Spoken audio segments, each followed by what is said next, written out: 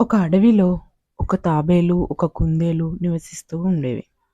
ఇవి 2 ఒకరోజు మాట్లాడుతూ మనమిద్దరిలో ఎవరు తొందరగా పరిగెడతారో పందెం వేసుకుందామా అని కుందేలు చాలా పొగరుగా తాబేలుని అడిగింది. అప్పుడు తాబేలు కూడా దానికి సరే అని ఒప్పుకుంది. ఎందుకంటే తన మీదున్న తనకు కాన్ఫిడెన్స్ ఉంది. సో, ఇవి 2 కలిసి ఫారెస్ట్‌లో అందరూ ఉండగా అన్ని యానిమల్స్ ఉండగా ఇవి 2 కలిసి పరుగు పందానికి స్టార్ట్ చేశాయి. 2 కలిసి ఒకేసారి మొదలుపెట్టి పరిగెడుతూ ఉన్నాయి.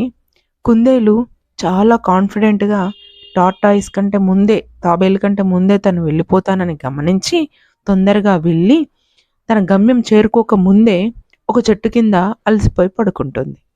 దీన్ని గమనించిన తాబేలు ఎక్కడా విశ్రాంతి తీసుకోకుండా నడుస్తూ చిన్నగా తన లక్ష్యాన్ని ఛేదించి తనే విన్నర్‌గా నిలిచింది.